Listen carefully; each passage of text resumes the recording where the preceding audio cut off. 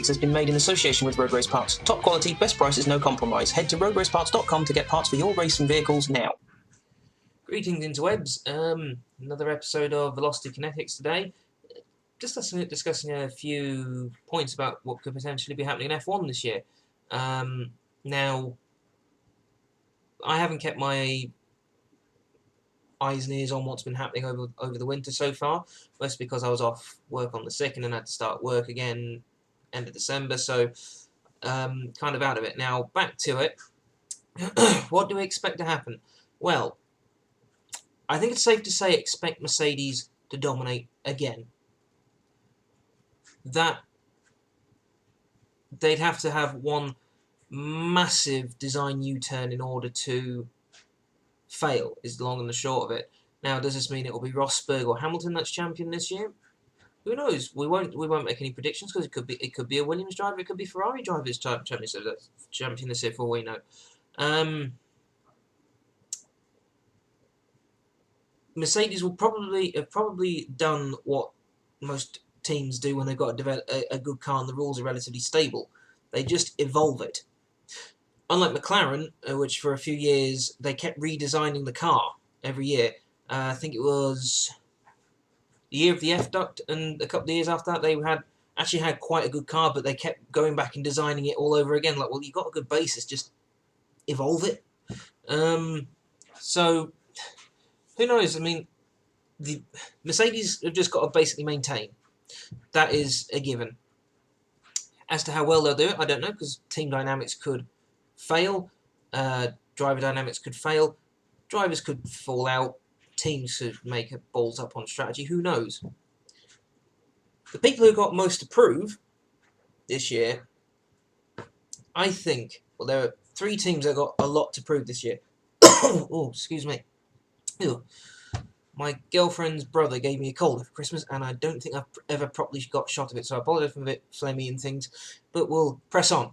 Anyway, the 3 teams that got a lot to prove this year are Red Bull, Ferrari, and Williams.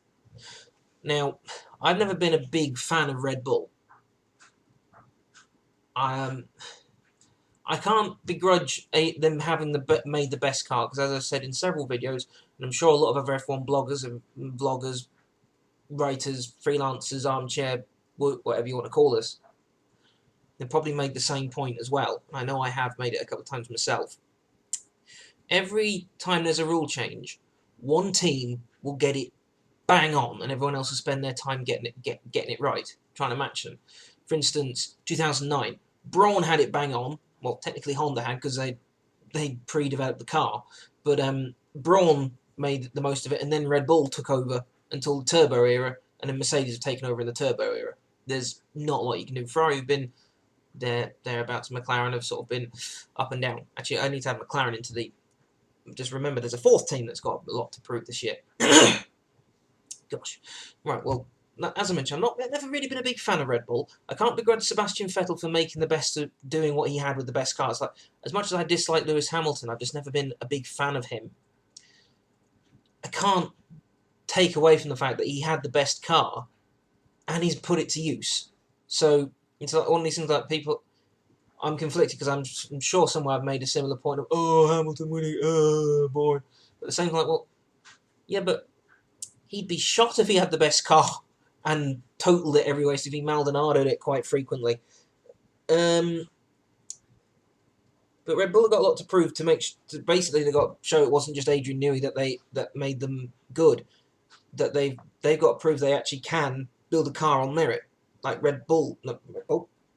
Mercedes have done. Mercedes made a good car without Adrian Newey's help, so it can be done. You don't need Adrian Newey to make the best car, and Williams have proved that you can make a very good car without Adrian Newey as well. So Red Bull have got to prove that. Renault they've got to prove that they can still operate with Renault, although it's now their engines now being branded as TAG. So it's actually Red Bull Racing TAG, I think it is, or something like that. TAG Red Bull Racing, something like that. It's TAG Heuer branding, another sponsor lost by McLaren. Ferrari got a lot to prove, because they've been a long time without a championship, which when you've been around in the sport as long as Ferrari has, you've got expectations, and given how much they dominated with Michael Schumacher, they've got expectations of how they're going to perform and how they're going to um, dominate. Basically, I think that's what they want. They want to dominate again. Now, Vettel and Raikkonen are a pretty damn good driver lineup. Let's be honest, you can't fault it really. But Ferrari got to prove that the gains they made were not just fluke last year. That they didn't land in the gap between Mercedes and Williams for no reason. Now, if Mercedes is going to dominate this coming year, I don't mind, so long as they've got to fight for it. So long as the Williams makes them sweat, so long as the Ferraris make them sweat, so long as the Red Bulls make them sweat, or heck, even the Haas, if Haas got it right. Whoever. So long as other teams are making Mercedes get a bit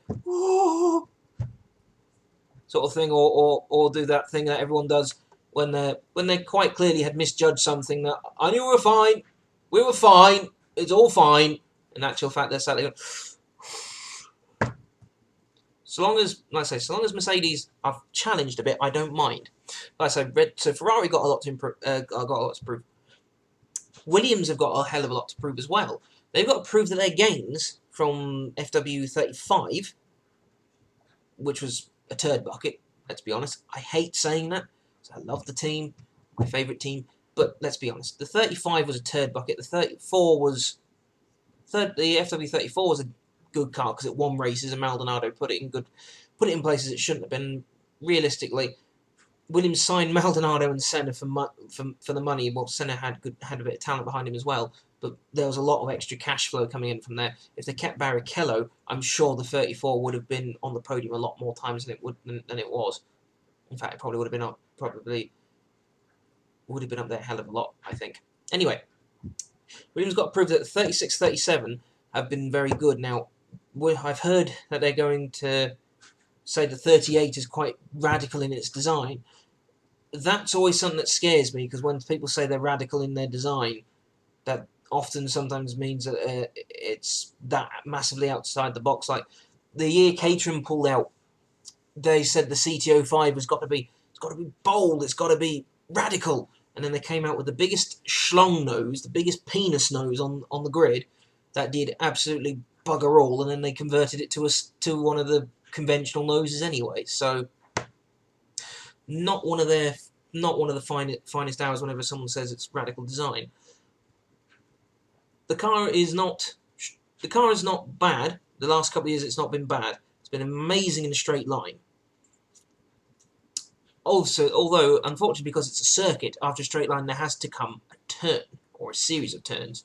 So what Williams have got to do, they've got to make sure they haven't gone too far the other way and made a car so fantastic in the corners that it can't pull away on the straights. Although with Mercedes power unit, that would be quite an achievement. They'd suddenly have to lock the gears in dead close together. Mind you, that's what Red Bull used to do. They used to base their... It's a bit like it's a bit like the tortoise and the hare thing. You had Red Bull set up for high downforce, quick acceleration, so you're carrying more speed through the corners. You've got less braking, so you need less brakes, as in less thickness in the brakes and less weight needed. And then you're accelerating faster off the corner, where you had the McLaren approach, which was higher top speed, so you're getting close to them, but you couldn't quite nab them because they'd had that much of a run on you at the corner. So hopefully Williams have made some gains. I'd love to see them on the podium. They really, the biggest, if they let's assume 2017 is going to be a new era, because they're on about changing the designs of the cars again and various tweaks to the engine rules, etc. If Williams have gone this era, so 14, 15, 16, if they don't have a win, not necessarily a 1-2, if they haven't had a win on merit, then there's been something fundamentally wrong. They should have won, I think, in Monza. They should have won in Montreal. They should have potentially won the British Grand Prix last year. But then again, Williams need points.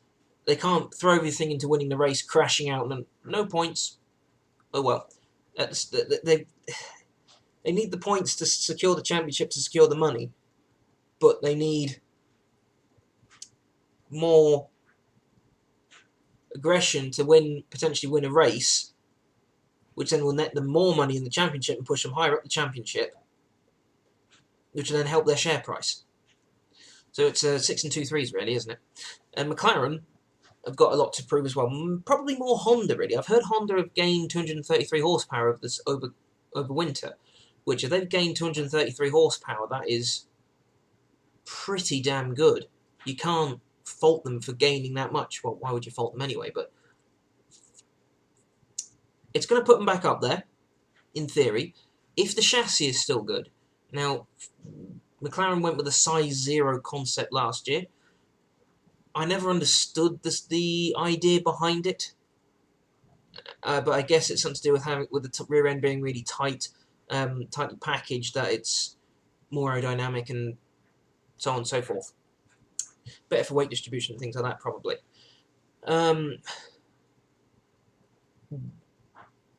They've got the best driver lineup on the grid in Button and Alonso. The thing is, though, if they have another year like they did last year,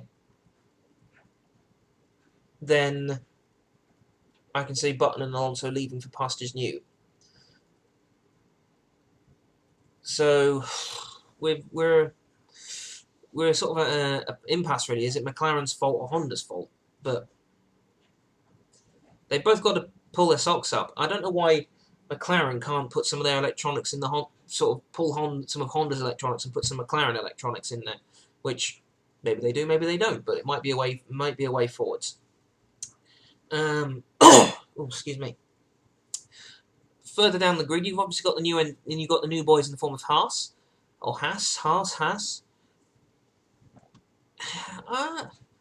It's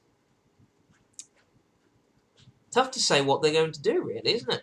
Because they've got a lot of Ferrari parts. They've exploited gaps in the rules, which, why not? If you can, why not? But they are still a new team. Points on their debut are possible, 1 to 2 points. I would say 9th and 10th on their debut is not a bad place for them to be shooting for, to be honest, especially with Ferrari kit in the back. Sauber got to improve. I don't know how good or bad they're going to do. Manor are shaping up to be the surprise, really, because they've nabbed a couple of Ferrari technicians. They're going to have a 2016 Mercedes power unit. A lot of this will lay on who the drivers are. Now, there's rumours that it's going to be a Malaysian driver, I think it is, or is it Chinese? Chinese? I think it's Malaysian. I think there's rumours there's going to be a Malaysian driver in that team because of all the money he'll bring in. Now, the other thing is, who's going to be the other driver? Because Manor needs money to survive. And rumour has it, Pastor Maldonado is out of his drive at Renault. Could he go to Manor and put the income in that they need? Possibly. Very possible. Or is Maldonado going out the sport? It's hard to say, really. Maldonado, he's always been... I always liked Pastor for racing by the seat of his pants. But there have been times where it's sort of... My sympathy, my defence of him grows thin. It sort of wears out. It's sort of one of a few races you can go, oh, Pastor, and then it goes from being Pastor to Pastor, and then Pastor! Eventually. Now, this is just a rumour. I haven't seen anything confirmed about the filming of this. There's been nothing confirmed. It's tough to know what to say, really, on that one. He's obviously got the talent, because he wouldn't have won the race with Williams without talent.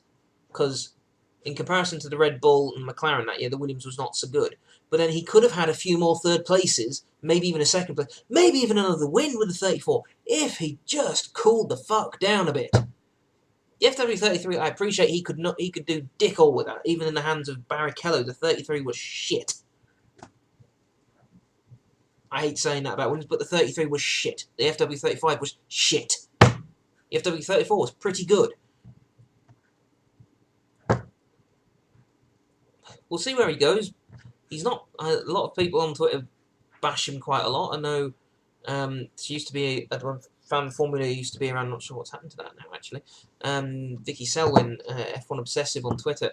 She certainly always used to be a big defender of Pastor Maldonado. I'm not sure if she still is, but certainly she was very pro him.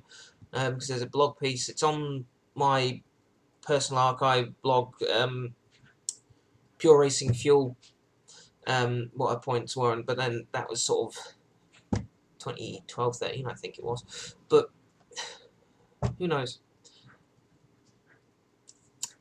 And then you've got the other teams on the grid, so I'll just move on from Pastor because I'll spend the whole day talking about them potentially. And you're moving on from that. You've got for Force India trying to improve. They wanted to overtake Williams. You've got Mercedes Power Force India, and your B-spec car was good, but your driver lineup is a bit. Hulkenberg is very good. Perez is very good. But Perez more than Hulkenberg is not good often enough, if that makes sense. And Hulkenberg is getting stuck in the midfield trap, really, isn't he? He's sort of getting stuck in being in a midfield team when he really should have a McLaren driver. Well, McLaren when it's very good. That is, a McLaren driver, a Ferrari driver, a Red Bull driver, a Mercedes driver. That's where Hulkenberg should be. In fact, if Mercedes get fed up with Hamilton or fed up and they want to keep it all German, then they should pink Hamilton out and put Hulkenberg in. That's how they should do it. Be nice to see Force India get a couple more podiums, I guess. Sort of steal a couple here and there. Could they take a win? My heart says no, that they're not going to get a win. Not on merit, at least, anyway. They might be able to take advantage of an upside-down race. Actually, they might be able to win on merit if it's an upside-down race, as in a bit like Spa 98, where it's a sort of a, whoa, God, sort of thing. That might be possible. But beyond that, probably not. I mentioned Sauber, they're a bit hit and miss, aren't they, really, at the moment? Need more money, but we'll see. Toro Rosso have gone back to Ferrari power this year. Their chassis was pretty good. In fact, they embarrassed Red Bull often enough last year, didn't they? Even with Renault power. It's sort of Red Bull going, oh, we want better power out of Renault. We want Renault, and Toro Rosso going, hee hee. It's embarrassing them. So they've done a brilliant little job. Max Verstappen and Carlos Sainz. We'll see how they get with the Ferrari unit. They might not like it. They might suddenly set the world on fire with how good they are with the Ferrari unit in the back. We don't know. Then there is the unknown of Renault. Renault have quite publicly and rightly said they don't expect to do very well, which not too bad of a way to put it, especially with how the Lotus has been the last few years. Even when it went to Mercedes power, it's still a bit. Rumour has it it's going to be Julian Palmer, isn't it? That's going to be the driver, and then the rumour is Maldonado out, Kevin Magnussen in, which would be good because McLaren did dick all to help him, really, didn't they? We'll see, didn't it? McLaren even put Magnussen in their GT3 program, having racing the 650S GT3 they've got. I know they did have an MP412C Can-Am vehicle. I know they did do a P1, was it a GT2 or GT1 vehicle? No, it can't have been a GT1 because GT1 is on P1 now, isn't it? They don't do GT1 anymore. But they had. But Bruno Senna was driving as McLaren works driver for something, so we'll see on that one. I'm just trying to think if there's any teams I've missed.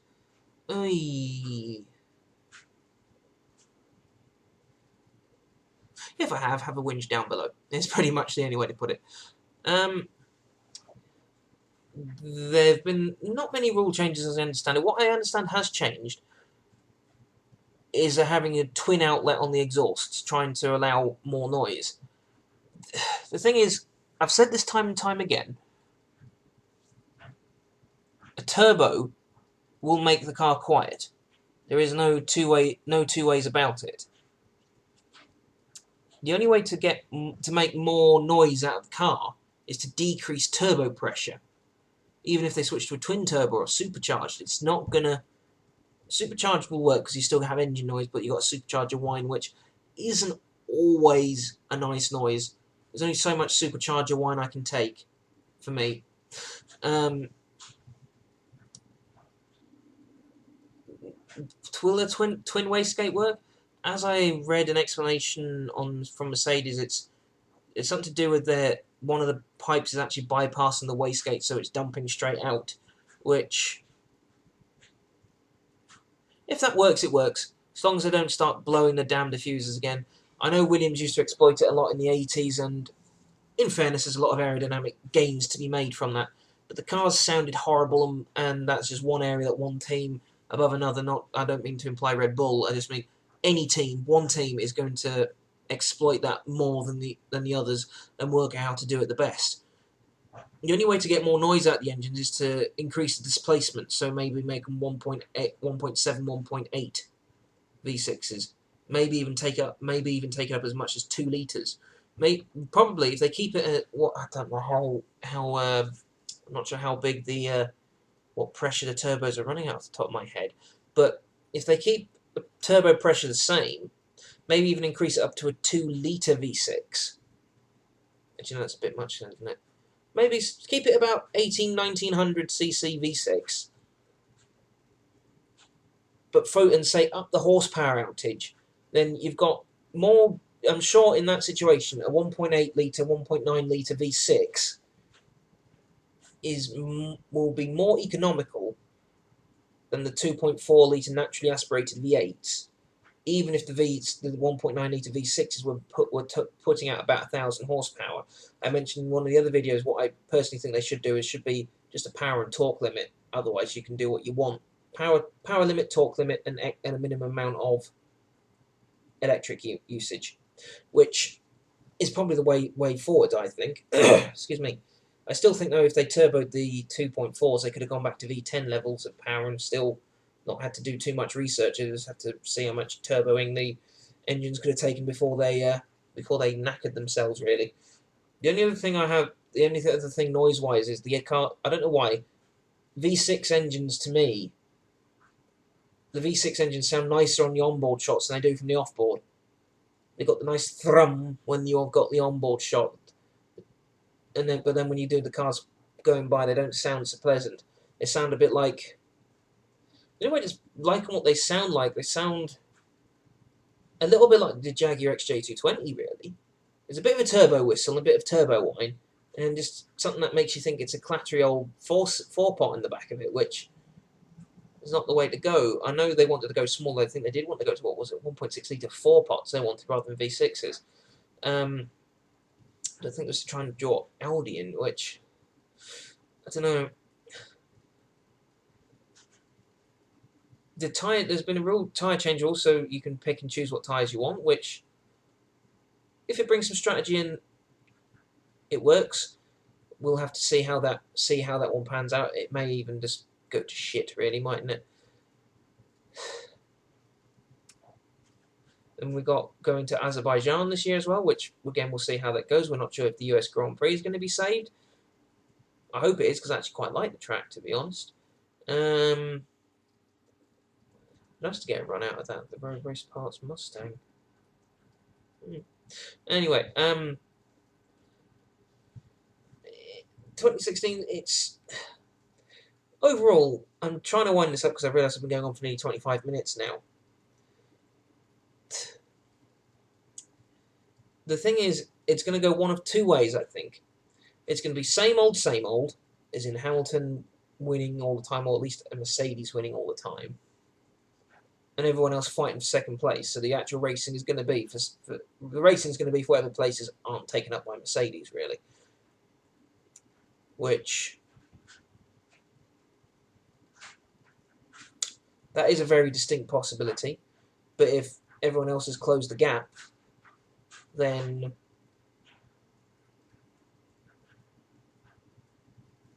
who knows? That's as far as that's what I think is going to happen. Personal opinion is I think we're in danger, very real danger, of having the same thing happen again with Mercedes dominating.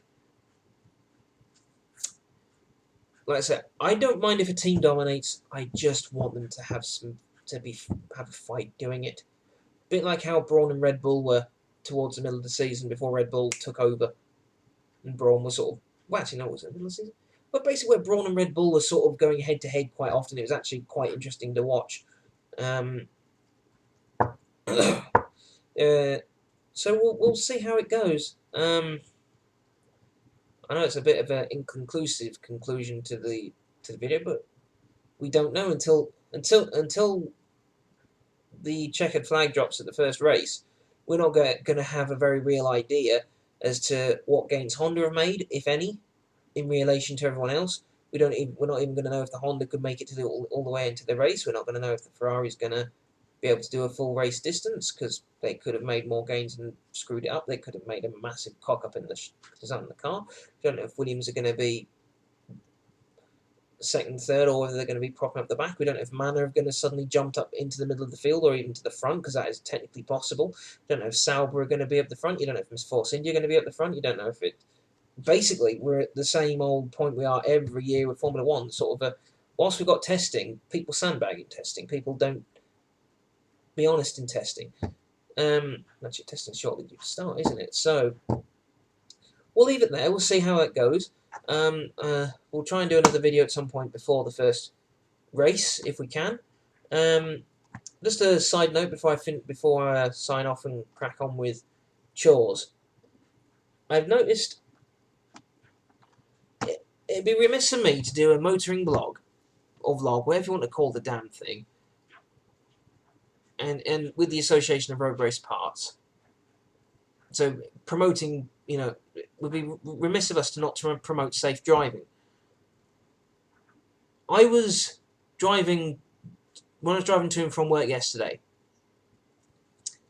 someone talking on his phone the entire way. I saw him quite frequently in my rearview mirror. And every time I looked, he seemed to be on the phone. I don't know why he felt the need to do that, but he's a stupid idiot. It's not safe. There's a reason why it's been made illegal. There's a reason why you get more points. I believe I believe they're actually increasing the number of points and fine that you get for doing it. So just, God damn it, if your life is that busy that you must text and drive, that you must do your Facebook and drive, that you must be on the phone and drive, take the bus if your life is that busy. And also, when you get a text message come through, don't do what some stupid woman in this bright red Range Rover did in Colby. In Colby Newham, there's a short stint by the Parkway Centre to another roundabout near the Parkway Centre, and it's about, 300 yards maybe? 400 yards? Sort of straight, and then it turns and then you go onto the roundabout. She had parked there, on the inside lane, and was texting. Like, what in the hell?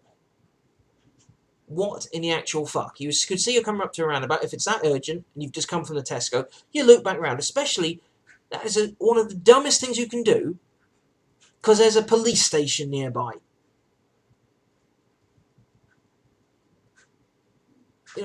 If you're going to sit there, and I guarantee if she was caught, she'd have bitched and moaned about being caught. Like, well, the fact that you could, if you probably stand in the right place in the police station, you could see all the way down there. The fact that it's a 40-mile-an-hour stretch, that little stint of road, quite wide because it makes no sense, but especially as the roads afterwards, I think you go back down to 30 anyway, so what's the point for a few hundred yards? But especially as you've got people trying to then get back in for a very short area to get onto the roundabout, and then getting in the wrong lanes and things because you're sat there. It's bloody annoying as hell. If you're that busy, don't drive, as far as I'm concerned. Also, people who don't indicate going on and off roundabouts is getting ridiculous, because people can't judge where you're going to go. People who seem to find it amusing to hit the brakes at the last possible second. You realise you use more fuel doing that. Lifting and coasting, it's something they do in Formula 1, they do in WEC, and I don't think they do it in Rally. But, most motorsports there is an element of lift and coast. You can let the aerodynamic resistance of the car slow the car down without needing to hit the brakes. And yet people will then do it, and then they'll stop so close to you. It is unbelievable. All I want I just want people to drive safe. That's it. I'm fed up with people getting themselves killed whilst driving because they're doing stupid things, killing other people because they do stupid things whilst driving. This I have a big car, so your little car must get out the way. So I've only got a little Suzuki Swift and a number of big Mercedes saloons that have been right up my chuff when I've been driving because it's a little car. This I have a car, therefore I must be here, there, and everywhere sort of thing. That mentality is starting to piss me off. And until it is seen to, there's going to be a hell of a lot of wasted money, lives, petrol. All for what? Because you wanted to text and drive because you wanted to get home 5 minutes earlier than everyone else. Not worth it. It's not worth it. Anyway, I apologise if that was a bit off topic and maybe a bit dark, maybe not. Well, not dark perhaps, but a bit strange, a bit not planned. It's just something that's starting to wind me up a lot, and I'm getting hacked off with it. Is the long and the short of it. But anyway, aside from that, look after yourselves. We'll see you in the next video, and remember, for all your racing parts, head over to roadraceparts.com and see what we can see what they can offer yourself, whether that's top quality brakes, fuel lines, roll cages, harnesses, maybe even a vehicle, a rolling chassis. See what you can get. And for first aid training in the north of England, head over to premiernorth.co.uk or email info@premiernorth.co.uk, and we'll see what we can see what we can do for some first aid training. We do fully certified first aid courses and or short lifesaver courses if you just want to know what to do in an emergency situation and pop up first aid situations. Give us an email and we'll see what we can do for you. Anyway, I say take care of yourselves, and we'll see what testing brings us in Formula 1.